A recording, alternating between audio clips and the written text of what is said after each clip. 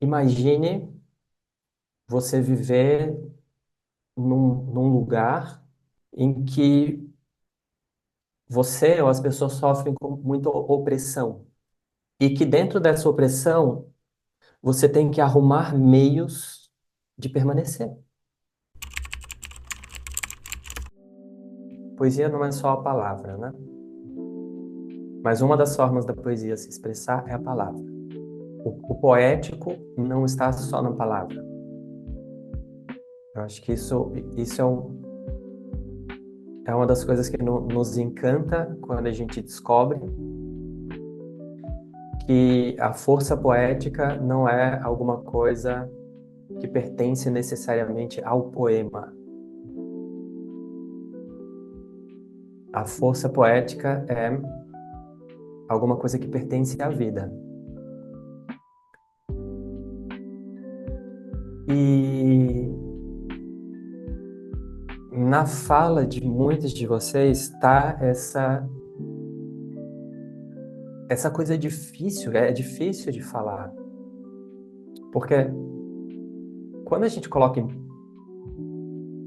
tenta colocar em palavra esse arrebatamento que a força poética nos dá, nos coloca, parece que existe sempre a sensação de limitar alguma coisa. Então, a força poética é alguma coisa que não está só no poema, é alguma coisa que pertence à vida. Só que eu vou pegar aqui um pouco da fala, entrar na natureza de novo. Eu achei fantástico isso, assim, porque na sua fala já está uma denúncia. Nós saímos, né? Já tem uma denúncia, e essa denúncia é muito importante, porque sim, nós saímos. E o grande paradoxo é uma das causas da gente ter saído da natureza. Entenda o que é sair, né? A gente nunca sai, mas entende, né? É a linguagem. E a gente está aqui falando sobre poema, poesia, sobre alguma coisa que a gente trabalha na linguagem para ajudar a gente a sair de uma cilada que a linguagem nos colocou.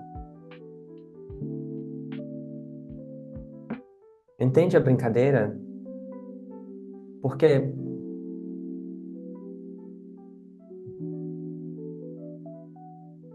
quando entram quando entram esses atravessamentos aqui, que é super importante, né?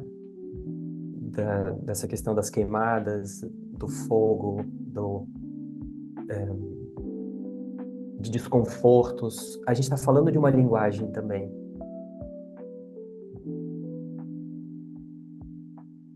Quando a gente olha a realidade ao nosso redor, a gente consegue ver que existe uma linguagem ao nosso redor que é bruta. Ela também faz parte de nós.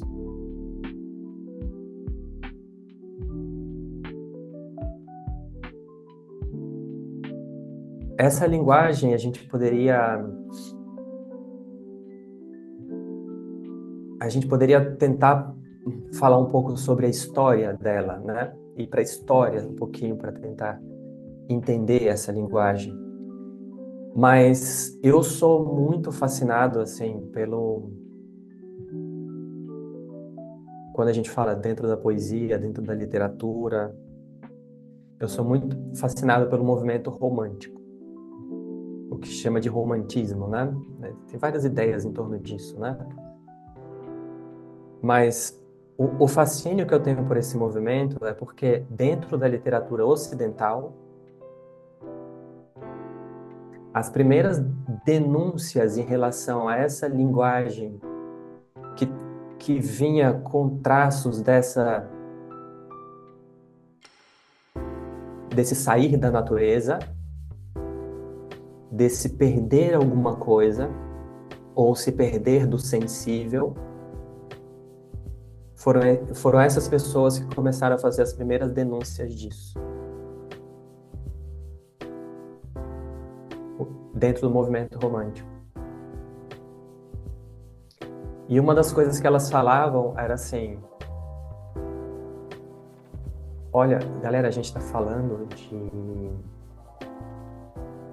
300 anos atrás, mais ou menos. E eles já estavam pensando assim: como sair disso? Como sair disso? Eu estava conversando com um amigo outro dia e ele começou a comentar sobre essas queimadas aqui, o ar como ficou, né? Porque o ar aqui ficou, inclusive, difícil de você. Uma amiga falou isso. Ela falou: Thales, você está tendo a sensação de que você respira e o ar não sacia, né? Aquela coisa de.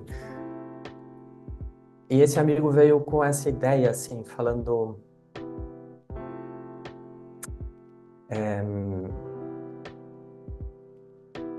Imagine você viver num lugar, numa época histórica, pode ser um lugar dentro da época que a gente está vivendo, pode ser uma outra época histórica, né? Independente. Em que você ou as pessoas sofrem com muita opressão. E que dentro dessa opressão, você tem que arrumar meios de permanecer. Entende o que eu digo permanecer? De viver, de arrumar formas de... A primeira coisa que eu falei para ele foi manter a sanidade, a saúde física, e num outro sentido é a alegria de viver. Então, quando a gente fala do movimento romântico, eles já estavam prevendo que essa linguagem, eles vão apontando várias questões dentro dessa linguagem, né, que estava nascendo ali, que já estava tomando uma forma ali, né? Uma fé inabalável na racionalidade era uma das características que eles viam como perigosa. A outra coisa que eles falavam era exatamente uma ideia que vigorava, que começava a vigorar ali, de que nós somos senhores, o ser humano, nós somos senhores em relação à natureza e temos o direito de usá-la. Essas foram as principais denúncias, assim, e que se a gente traça esse caminho, até hoje, a denúncia que eles fizeram há 200, 300 anos atrás vale exatamente para o que a gente vive hoje. Então, a poesia é muito interessante porque surgiu muito aqui a palavra beleza, né? É ver a beleza, é ver a beleza. Então, a poesia tem esse valor de enxergar a beleza, mas eu tô querendo só abrir um pouco essa ideia de em oposição ao quê? Entende? Então, é importante a gente perceber que existe uma linguagem que vigora, que é uma linguagem morta. Ela é uma linguagem morta porque ela mata a vida.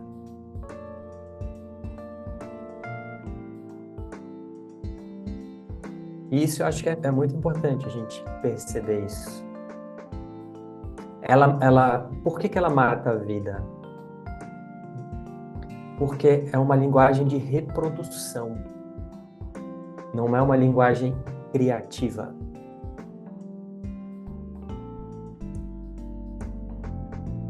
É uma linguagem que reforça a visão de que nós estamos separados da natureza e não de que nós somos a natureza.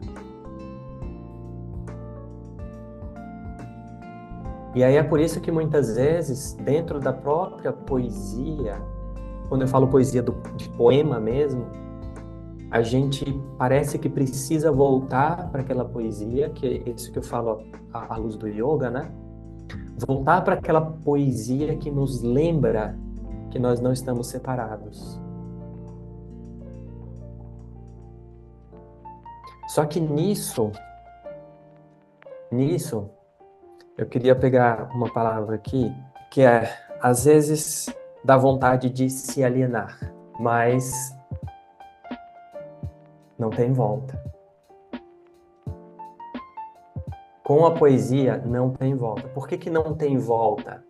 A gente se dá conta de que o sensível é o único lugar habitável.